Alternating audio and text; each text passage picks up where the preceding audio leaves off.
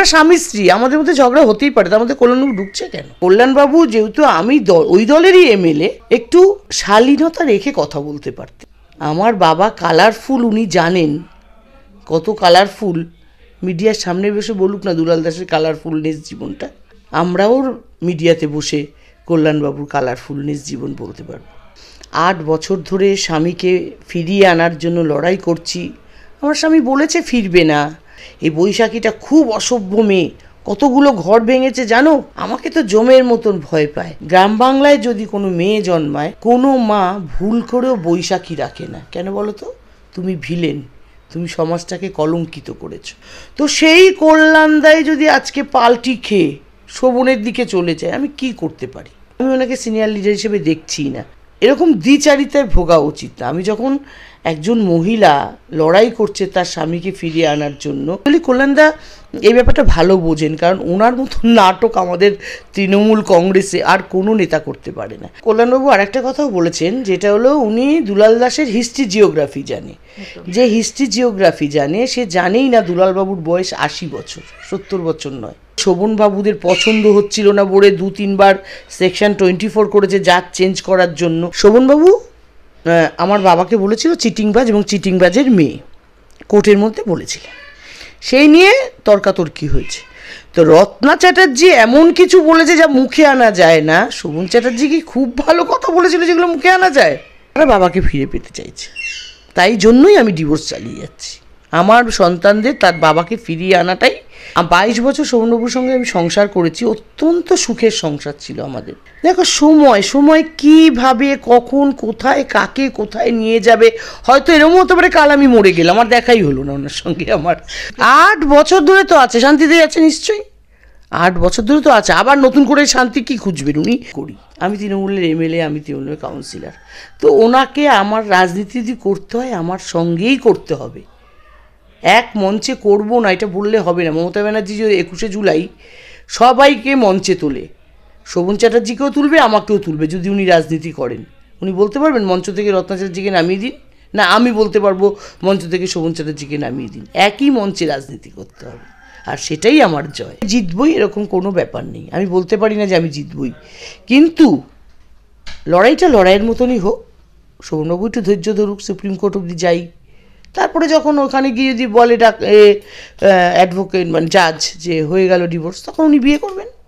কিন্তু supreme court অবধি wait করুক। যে আমাকে অ্যারেস্ট করিয়ে দেওয়ার একটা প্ল্যান চলছে, কারণ প্রাক্তন মেয়র এবং একসময় মমতা বন্দ্যোপাধ্যায়ের একনিষ্ঠ সৈনিক প্রাক্তন মন্ত্রী শোভন চট্টোপাধ্যায় এবং বেহালা পূর্বের বিধায়িকা রত্না চট্টোপাধ্যায়, তাদের যে বিবাহ বিচ্ছেদের মামলা নিম্ন আদালত থেকে এখন সেই মামলা হাইকোর্টে এসে সেই মামলা একটি নতুন মোড় নিয়েছে। সবথেকে বড় যে বিষয়টা তাৎপর্যপূর্ণ, এই মামলায় শোভন চট্টোপাধ্যায়ের হয়ে সওয়াল করছেন তৃণমূল কংগ্রেসের সাংসদ কল্যাণ বন্দ্যোপাধ্যায়। স্বভাবতই এই বিষয়টিকে কেন্দ্র করে রাজনীতির অন্দরে উঠতে শুরু করেছে নানান প্রশ্ন। সামনে 2026-এর বিধানসভা নির্বাচন। আমরা প্রত্যেকেই জানি যে মুখ্যমন্ত্রী মমতা বন্দ্যোপাধ্যায়ের একনিষ্ঠ সৈনিক শোভন চট্টোপাধ্যায়। তাহলে এই 2026-এর বিধানসভা নির্বাচনের আগে আবার কি দলে নতুন করে গুরুত্ব বাড়ছে শোভন চট্টোপাধ্যায়ের? বদলে যাচ্ছে কিছু রাজনৈতিক সমীকরণ? আমরা এই মুহূর্তে মুখোমুখি হয়েছি বিধায়িকা রত্না চট্টোপাধ্যায়ের। দিদি নমস্কার। প্রথমেই আপনাকে ইমেজ বেঙ্গলে স্বাগত।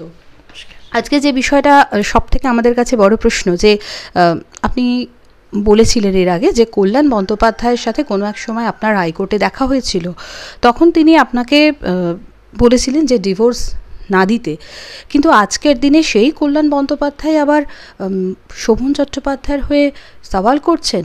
এই যে বিষয়টা, এটাকে আপনি কিভাবে দেখছেন? দেখুন, এটা তো ভালোভাবে দেখার বিষয় নয়, কারণ আমি একজন মহিলা, 8 বছর ধরে স্বামীকে ফিরিয়ে আনার জন্য লড়াই করছি। আমার স্বামী বলেছে ফিরবে না, তিনি কখনো আসবেন না, তবুও আমি আমার আশা ছাড়িনি, কারণ আমার মনে হয়েছে যে আমার ছেলে মেয়েদের তার বাবাকে দরকার। তো আমি সেই কাজটাই 8 বছর ধরে মন দিয়ে করে যাচ্ছি।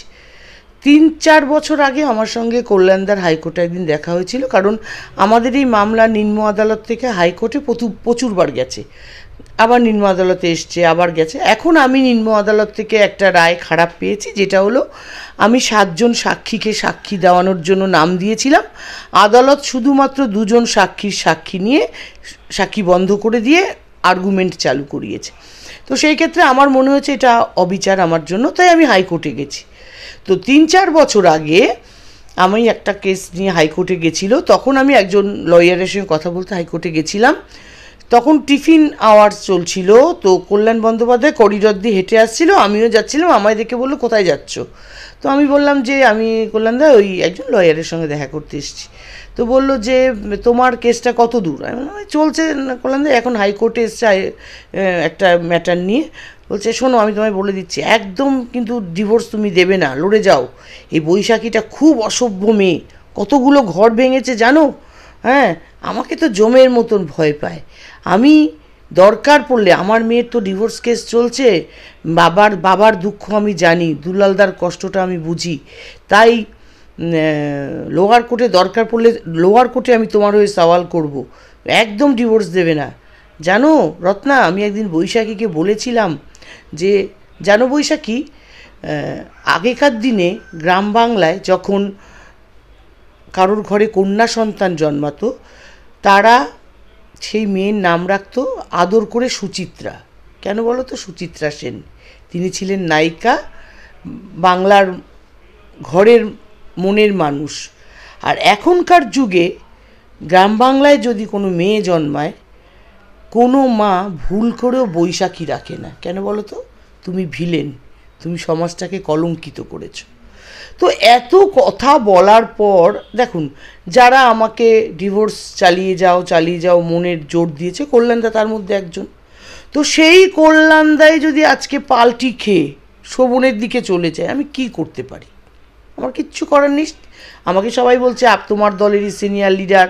আমি ওনাকে সিনিয়র লিডার হিসেবে দেখছি না, আমি ওনাকে দেখছি একজন প্রফেশনাল অ্যাডভোকেট হিসাবে। উনি ফিজ নিয়েছেন, কাজ করেছেন।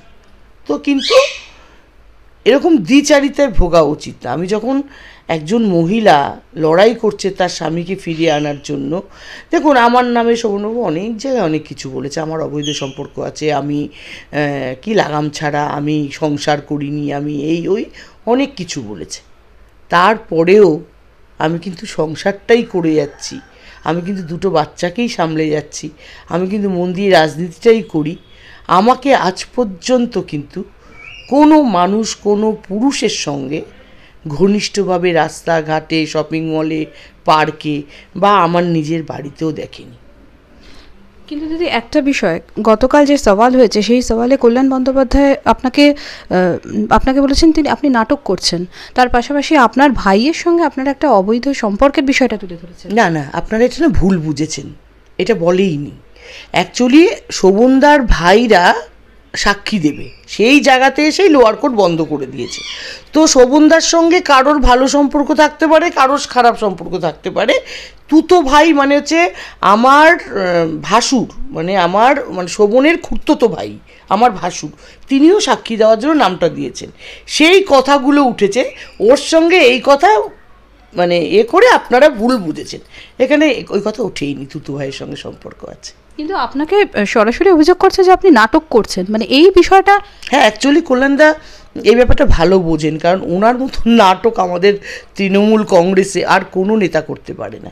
তাই তৃণমূল কংগ্রেসের তাই কল্যাণদা নাটক ব্যাপারটা এত বেশি বোঝেন, তিনি 8 বছর ধরে আমার নাটকটাই দেখে গেছেন।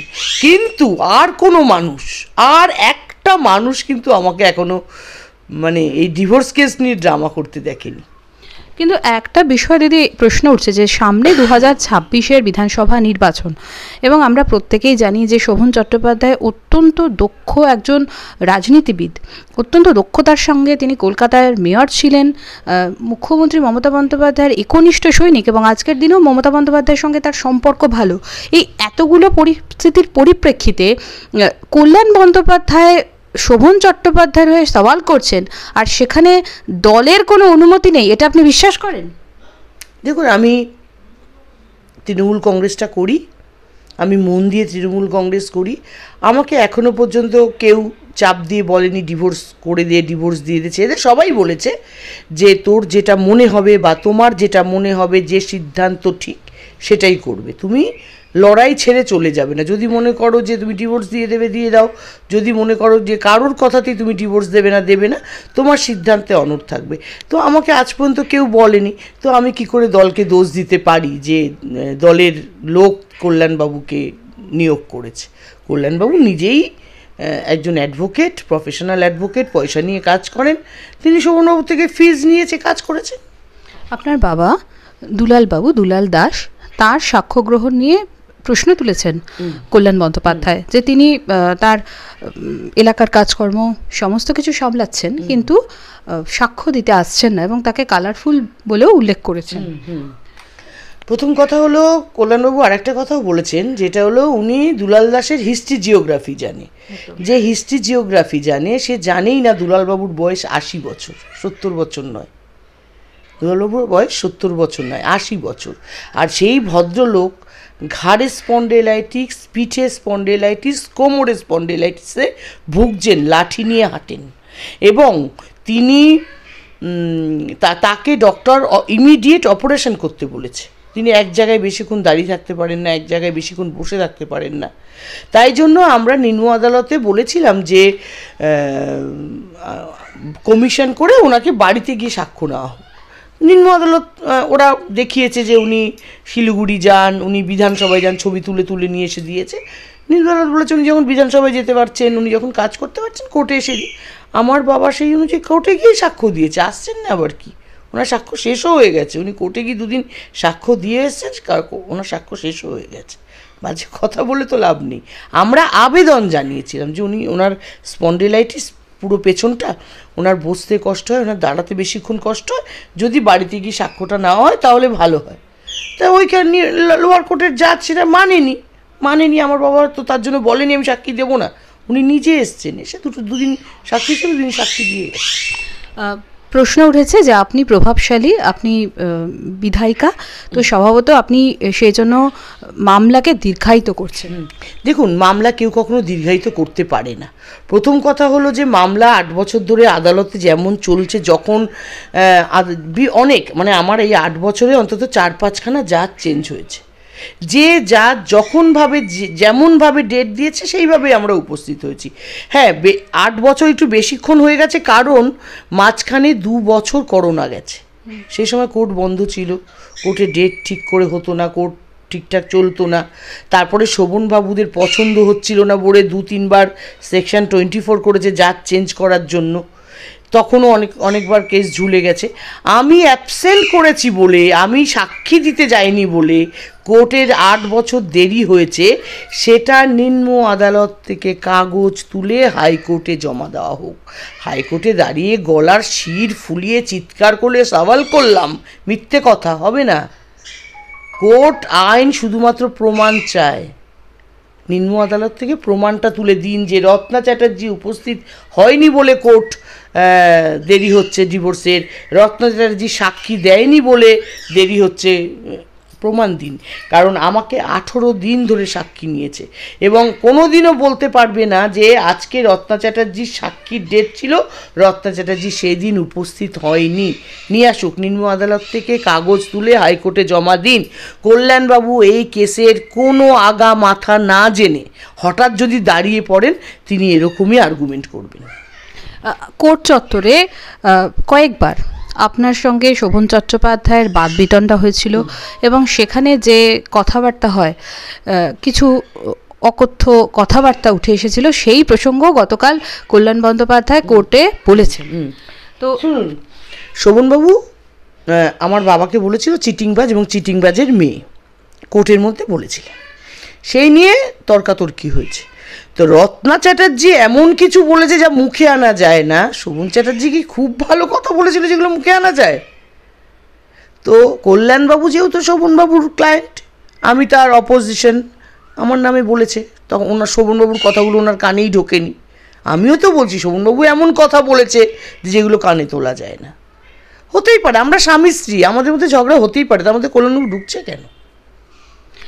দিদি, আপনার ছেলে মেয়েরা তারা কি চাইছে, তারা কি বলছে? তারা বাবাকে ফিরে পেতে চাইছে, তাই জন্যই আমি ডিভোর্স চালিয়ে যাচ্ছি।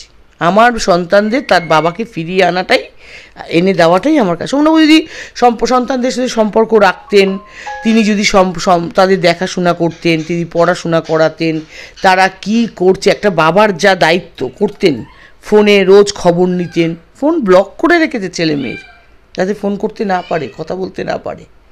তাদের কোনো রকম, আমার মেয়ে কল্যাণবাবু বলছেন, দেখুন আমার মেয়ের পড়াশোনার খরচা হচ্ছে ইংল্যান্ডে বছরে 25 লক্ষ টাকা টিউশন ফিস, এছাড়াও মাসে 2 লক্ষ টাকা তার থাকা খাওয়ার ফিস, মানে 12 দুগুণে 24 আর 25 49 লক্ষ টাকা খরচা, সেটা আমাকে বেয়ার করতে হয়। আমার ব্যবসা আছে, আমি সেখান থেকে বেয়ার করি। এবারে শোভনবাবু মেয়ের জন্য 40,000 টাকা হাইকোর্ট নির্দেশ দিয়েছে। তো যখন দিয়েছিল তখন মেয়ে স্কুলে পড়তো, তাতেও হতো না, তবুও আমি কিছু বলিনি।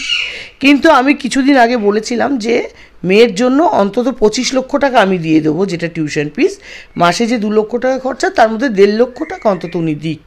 উনি রাজি হননি, ভাবুন, উনি রাজি হননি নিজের সন্তানের মেয়ে ইংল্যান্ডে পড়াশোনা করে তার খরচা চালানোর জন্য। আমি অন্য কারোর ছেলে মেয়ের খরচা চালাতে বলিনি, আমি ওনার মেয়ের খরচা চালাতে বলেছি। তো আমার মনে হয়েছে যে আমার সঙ্গে তো অন্যায় হয়েইছে, ছেড়ে দিন, আমার ছেলে মেয়ের সঙ্গেও অন্যায় হচ্ছে, এবং সেই প্রতিবাদে আমি ডিভোর্স চালিয়ে যাব। সেটা গিয়ে সুপ্রিম কোর্টে শেষ হয়ে যাবে, কারণ সুপ্রিম কোর্টের পরে আর কোনো কোর্ট নেই যেখানে আমি যেতে পারি। কিন্তু দিদি, একটা বিষয়, 8 বছর ধরে শোভনদা বাড়ির বাইরে রয়েছেন, আপনার সঙ্গে সেইভাবে কথাবার্তা হয়তো হয় না, একদমই হয় না। হ্যাঁ, কিন্তু দিদি আপনি বলছেন আপনি শোভনদাকে ফিরিয়ে আনবেন, আপনার ছেলে মেয়ের জন্যই ফিরিয়ে আনবেন। আপনার কি মনে হয় যে আবার নতুন করে সংসার করা সম্ভব হবে এই মানুষটার সাথে কোনো দিন? দেখুন, এইসব না বলা যায় না, সময় যখন যেভাবে চালাবে সেইভাবেই আমাকে চলতে হবে। 22 বছর শোভনবাবুর সঙ্গে আমি সংসার করেছি, অত্যন্ত সুখের সংসার ছিল আমাদের সংসারে কখনো কোনো অশান্তি হতো না। শোভনবাবু বেশিরভাগটাই আমার উপরে নির্ভর করতো, কারণ তার অফিস বেরোনোর সময় খাওয়া দাওয়া দেওয়া, তার ড্রাইভার সিকিউরিটিদের রান্না করে খেতে দেওয়া, তার ঠিক কোথায় 15 জন লোক আসলে তাকে রান্না করে খাওয়ানো, কোথায় কি করতে হবে, শোভনবাবু বেশিরভাগটাই আমার উপর নির্ভর করতো।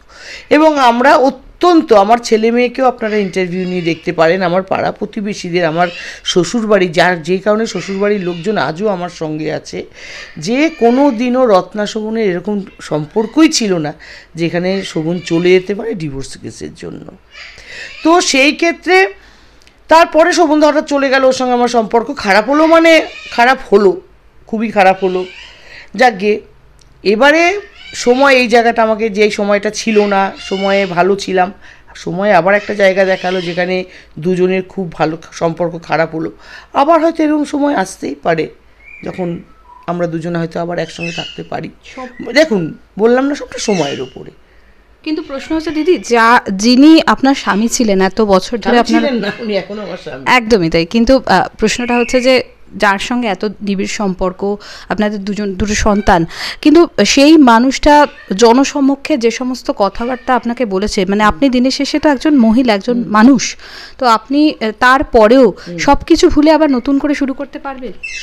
বললাম না, আমি দেখো সময় কিভাবে, কখন, কোথায়, কাকে কোথায় নিয়ে যাবে, হয়তো এরকম হতে পারে কাল আমি মরে গেলাম, আমার দেখাই হলো না ওনার সঙ্গে, আমার তো বলা যায় না, সময় বলবে। দিদি, একটা প্রশ্ন, শোভন চট্টোপাধ্যায়ের তো অনেক নারী বান্ধবী ছিল, আমরা তাদের নাম জানি, কিন্তু আজকে দিনে বৈশাখী বন্দ্যোপাধ্যায়ের সঙ্গে এমন কি হলো যার জন্য উনি পুরো সংসার ছেড়ে, সন্তান ছেড়ে পুরো আলাদা হয়ে গেলেন? কি মনে হয় আপনার? দেখো, আমার কাছে অনেক কিছু মনে হয়, আমি সত্যি কথা বলছি, কিন্তু আমি যেহেতু রাজনীতি করি, যেহেতু আমি এমএলএ, আমি একজন কাউন্সিলর, আমি এসব কথা মিডিয়াতে বলতে পারবো না, কারণ এইটা মিডিয়াতে বলতে আমি যদি যাই আবার বিতর্ক শুরু হবে, আবার ওই দিক থেকে আমার সম্বন্ধে নোংরা কথা আসবে, আবার অনেক কিছু হবে। তাই এই ব্যাপারে আমি আর কোনো মত দেব না, আমি অনেক কিছুই জানি। কিন্তু আপনার কি মনে হয় যে আজকের দিনে শোভনদা একটা কথা বলছেন যে আমি শান্তির জন্য এই সম্পর্ক থেকে বেরিয়ে আসতে চাই, তাহলে শোভনদা কি আশা করছেন যে আগামী দিনে বৈশাখীদির সঙ্গে মানে বৈশাখী বন্দ্যোপাধ্যায়ের সঙ্গে একটা শান্তির জীবন? 8 বছর ধরে তো আছে, শান্তিতে আছে নিশ্চয়ই, 8 বছর ধরে তো আছে, আবার নতুন করে শান্তি কি খুঁজবেন উনি?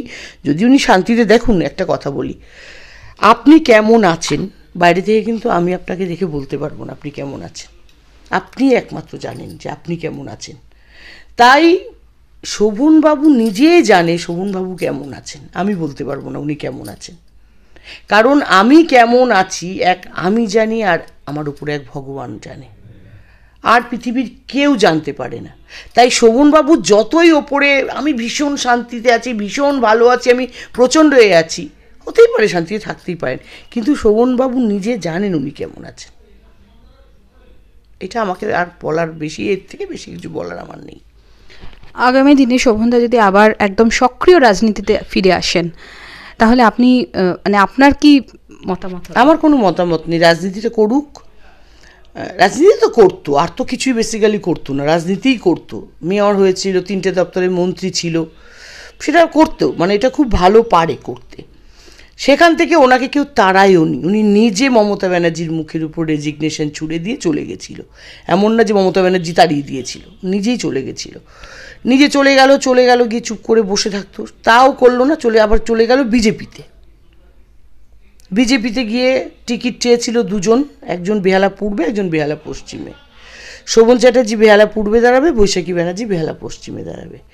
বিজেপি জানিয়ে দিল যে বেহালা পূর্বে যেহেতু রত্না চ্যাটার্জি দাঁড়িয়ে গেছে, সেখানে শোভন চ্যাটার্জিকে টিকিট দেওয়া যাবে না, একটা রাজনৈতিক জায়গা, একটা ব্যক্তিগত কাদা ছোড়াছুড়ি হবে, তাই আমরা বেহালা পূর্বে আপনাকে দেবো না, আপনাকে আমরা বেহালা পশ্চিমে দেবো, বৈশাখী দেবীকে টিকিট দেবো না।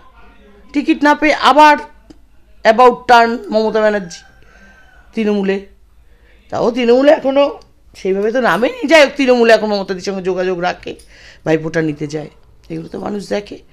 তো এবার যদি রাজনীতি করুক না, আমি বন্দ্যোপাধ্যায় তো মমতা বন্দ্যোপাধ্যায়ের বাড়িতে যান, হ্যাঁ যাই তো যান, তো আমার করুক না, আমার কোনো অসুবিধা নেই, আমি কোনোদিনও বলিনি শোভনবাবু রাজনীতি করলে আমি রাজনীতি করব না।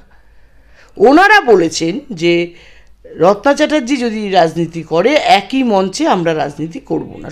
তো দেখুন, আমি তৃণমূল করি, আমি তৃণমূলের এমএলএ, আমি তৃণমূলের কাউন্সিলর, তো ওনাকে আমার রাজনীতি যদি করতে হয় আমার সঙ্গেই করতে হবে, এক মঞ্চে করব না এটা বললে হবে না। মমতা ব্যানার্জি যে 21শে জুলাই সবাইকে মঞ্চে তোলে, শোভন চ্যাটার্জিকেও তুলবে, আমাকেও তুলবে, যদি উনি রাজনীতি করেন। উনি বলতে পারবেন মঞ্চ থেকে রত্না চ্যাটার্জিকে নামিয়ে দিন, না আমি বলতে পারবো মঞ্চ থেকে শোভন চ্যাটার্জিকে নামিয়ে দিন, একই মঞ্চে রাজনীতি করতে হবে, আর সেটাই আমার জয়। বেহালা পূর্বে যদি আবার তৃণমূল কংগ্রেস থেকে টিকিট পান শোভন চট্টোপাধ্যায়, আপনার কি অভিব্যক্তি হওয়া? কোনো অভিব্যক্তি হবে না, টিকিট পেয়েছেন, লড়বেন, দাঁড়াবেন, মমতাদি ওকে যদি বেহালা পূর্বে, দেখুন এইগুলো এখনও কিচ্ছু বলা যায় না, এখনও 2026 সালের এপ্রিল মে মাসের ভোট, এখনও 1 বছরের বেশি সময় আছে, কখন কোথাকার জল কোথায় ঘুরে যায় বলা যায় না। যদি দেয় মমতাদি টিকিট, ওকে যদি দাঁড়ায়, আমার কোনো খারাপ লাগার জায়গা নেই। অভিজিৎ গাঙ্গুলি আপনার বিশেষ বন্ধু, তাকে নিয়ে একাধিকবার শোভন চট্টোপাধ্যায় প্রশ্ন তুলেছেন, এই নিয়ে আপনার কি বলার? দেখুন, অভিজিৎ গাঙ্গুলি আমার বিশেষ বন্ধু নয়, অভিজিৎ গাঙ্গুলি আমার ভাইয়ের বন্ধু, আমার ছোটো ভাইয়ের বন্ধু, ওর সঙ্গে আমাদের বাড়িতে আসতো, সেই সূত্রে অভিজিৎ গাঙ্গুলির পরিবারের সঙ্গেও আমার জানাশুনো ছিল, সেইভাবে সম্পর্ক।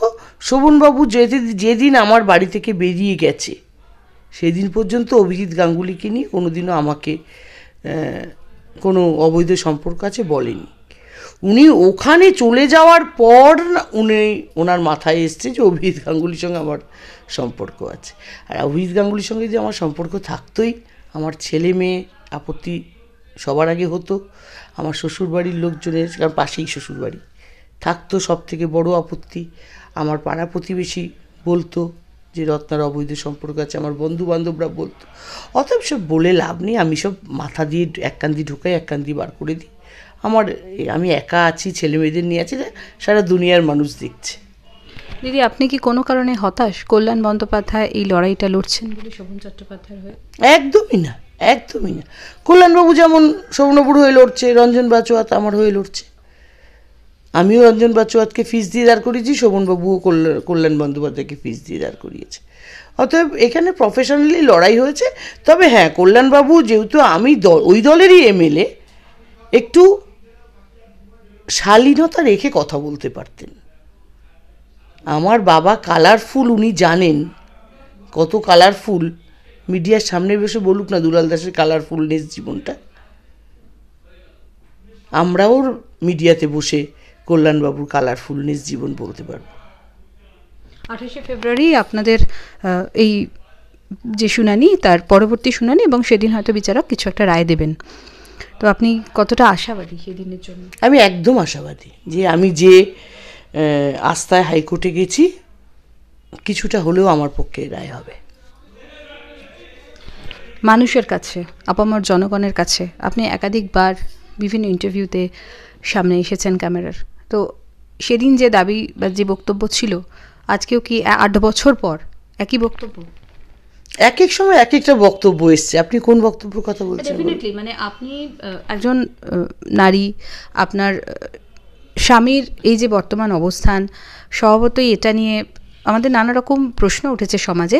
তো সেই পরিপ্রেক্ষিতে মানে আপনি যে কি চাইছেন সেটা যদি দেখুন, একটা বলি, বাংলার মানুষ আমাকে তো চিনতো না।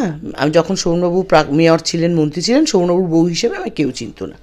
শোভনবাবু যখন চলে গেলেন, তখন এই কাদা ছোড়াছুড়িতে আমাকে বাংলার মানুষ চিনেছে। এবং আমি এটুকু বিশ্বাস করি, বাংলার নারীরা আজও আমাকে রাস্তায় দেখলে বলে, দিদি আপনার লড়াইকে আমরা স্যালুট জানাই এবং আপনাকে দেখে আমরা হই, মানে কি বলবো, মানে হ্যাঁ, ইন্সপায়ার্ড হই যে লড়াই, দিদি আপনি লড়ে যান, আপনার সঙ্গে আছি। আজও বলে, আজও। আর সেটাই আমার নিজেকে অনেক, আমি মনে হয় আমি অনেক সম্মানিত যে অ্যাটলিস্ট অনেকে তো পারে না, অত্যাচারিত হয়, বেরিয়ে যায়, টাকা পয়সার জোর থাকে না, বাধ্য হয়ে ডিভোর্স দিয়ে দেয়, বাপের বাড়ি চলে যেতে হয়। আমি ভগবানের কাছে সব সময় ধন্যবাদ জানাই যে ভগবান অন্তত আমাকে এই ক্ষমতাটুকু দিয়েছে যে আমি মাথা উঁচু করে লড়াই করে যেতে পারছি। এটাই আমার সব থেকে বড় পাওয়া। এবং বাংলার নারী, বাংলার মেয়েরা আমার দিকে আছে, আমাকে দেখে তারা একটা লড়াই করার জায়গা পায়, এটাই আমার কাছে অনেক বড় পাওয়া। আর আমি চাই যে একদম শেষ পর্যন্ত লড়াই। দেখুন, শেষ পর্যন্ত লড়াইতে আমি যে জিতবই এরকম কোনো ব্যাপার নেই। আমি বলতে পারি না যে আমি জিতবই, কিন্তু লড়াইটা লড়াইয়ের মতনই হোক। শোভনবাবু একটু ধৈর্য ধরুক, সুপ্রিম কোর্ট অবধি যাই, তারপরে যখন ওখানে গিয়ে যদি বলে অ্যাডভোকেট মানে জাজ যে হয়ে গেল ডিভোর্স, তখন উনি বিয়ে করবেন। কিন্তু সুপ্রিম কোর্ট অবধি ওয়েট করুক। শেষ প্রশ্ন, সেটা হচ্ছে যে আজকে দিনে বিভিন্ন মিডিয়া, টিভিতে আপনি শোভন চট্টোপাধ্যায়, বৈশাখী বন্দ্যোপাধ্যায়ের বিভিন্ন ছবি, বিভিন্ন অনুষ্ঠান দেখেন। এই প্রতিক্রিয়াটা আমি জানতে চাইছি না, মানুষ জানতে চায় যে কি প্রতিক্রিয়া আপনার। দেখুন, একটা কথা বলি, এই যে শোভনবাবু বা বৈশাখী দেবীকে আমি নতুন টিভিতে দেখছি না, 8 বছর ধরে দেখছি। কখনো ভিক্টোরিয়ায় নাচছেন, কখনো ঘোড়ার গাড়িতে গান গাইতে যাচ্ছেন, কখনো বাবুঘাটে করছেন, কখনো নিজেদের বেডরুমে নাচানাচি করছেন। এটা কোনো দিনও কোনো স্ত্রীর চোখে ভালো লাগতে পারে? স্বামী মানে দেখুন, হতেই পারে একজন পরকীয়া করছে, লুকিয়ে করছে, একটা ঘরের মধ্যে করছে, সেটা তার বউ দেখেও না, জানেও না। কিন্তু এখানে বউকে দেখিয়ে আমার মনে হয় যে শোভনবাবুই হোক বা বৈশাখী দেবীই হোক, ভেবেছিল যে এইগুলো করে যদি আমরা মানে মিডিয়াতে ছাড়তে পারি, নাচ করছি, গান গাইছি, দোলনায় চড়ছি, যাই করছি, তাহলে মনে হয় রত্না রেগে গিয়ে ডিভোর্স দিয়ে দেবে, যে এইগুলো করছে এর সঙ্গে আমি আর কি ঘর করবো, ডিভোর্স দিয়ে দিলাম। কিন্তু এইগুলোই আমাকে আরও বেশি জেদি করেছে, ওরা যত দেখিয়েছে আমি তত জেদি হয়েছি, তত লড়াই করার শক্তি পেয়েছি আমি। বৈশাখী বন্দ্যোপাধ্যায়ের সাথে কোনোদিন মুখোমুখি দেখা হয়েছিল? হ্যাঁ, কেন হবে না। উনি তো যখন শোভনবাবু সিবিআই ইডি কেস খেলো, সেই সময় হঠাৎ কোথা থেকে শোভনবাবুর সঙ্গে আমাদের বাড়িতে এলেন, মানে 2016 বা 17 সালে এলেন। তো কি না, সৌনভম এসে বললো ইনি প্রফেসর, ইনি খুব ভালো ল জানেন, উনি খুব ভালো ইকোনমিক্স কি হিসেবপত্র জানেন। আমি বললাম উনি কিসের প্রফেসর? বললো পলিটিক্যাল সায়েন্সের প্রফেসর, ল জানে, অ্যাকাউন্ট জানে। আমি তো এরকম কখনো শুনিনি। না, আমরা যখন হিসেবপত্র করব, সমস্ত কিছু করব, আমাদের যেই ফ্ল্যাটে উনি এখন থাকেন সেই ফ্ল্যাটে উনি থাকবেন। আমি খুব আপত্তি করেছিলাম, না আমাদের কি আছে না আছে আমরা কাউকে, না তুমি জানো ওর প্রচুর সোর্স আছে, প্রচুর জানে করে ঢোকালো। তারপরে আমাকে প্ল্যান করে লন্ডন পাঠিয়ে দিল। যেই লন্ডন পাঠিয়ে দিল আমিও ওই ট্র্যাপে পা দিয়ে দিলাম। লন্ডন পাঠিয়ে দেওয়ার পরে 3 মাস ধরে আমাকেও আসতে দিচ্ছিল না এখানে। ইডি বারবার আমায় চিঠি সমন পাঠাচ্ছে, আপনি দেখা করুন। কারণ আমার বর্গি বলে এসেছিলো যে ব্যবসা সম্বন্ধে আমি কিছু জানি না, আমার বউ সব জানে। ফলে আমায় ডেকে পাঠাচ্ছে, আমাকে আসতে দিচ্ছে না লন্ডন থেকে। তো আমি যখন জোর করে লন্ডন থেকে চলে আসলাম, কারণ আমার তখন মনে হচ্ছিল যে আমাকে অ্যারেস্ট করিয়ে দেওয়ার একটা প্ল্যান চলছে। কারণ ইডি 3-4টে চিঠি দিয়েছে, তারপরে যদি আমি না আসি লুকআউট নোটিশ জারি করবে এবং আমাকে যেখানে পাবে অ্যারেস্ট করে নেবে। আমার বাবা বলল তুই যদি অ্যারেস্ট না হতে যাস চলে আয়। আমি চলে আসলাম। শোভনবাবু মুখ ফুরিয়ে নিল যে চলে এসছে যখন নিজেরটা নিজে বুঝুক। ওই 3 মাসের মধ্যে শোভন চ্যাটার্জির ব্রেন ওয়াশ হয়ে গেল, সব কিছু হয়ে গেল, ডিভোর্সের নোটিশ পাঠিয়ে দিল, ডিভোর্স চলছে। একেবারে আমরা অনেক কিছু শুনলাম, কিন্তু আগামী 28শে ফেব্রুয়ারির দিকেই প্রত্যেকের নজর থাকবে। রত্না চট্টোপাধ্যায় হাইকোর্টে আবেদন করেছেন, তার রায় ঘোষণা করবেন বিচারক। তো স্বভাবতই সেই দিকে আমরা তাকিয়ে আছি। ক্যামেরা অজিত দাসের সঙ্গে সাথী নিয়োগদাসের রিপোর্ট, ইমেজ বেঙ্গল, কলকাতা।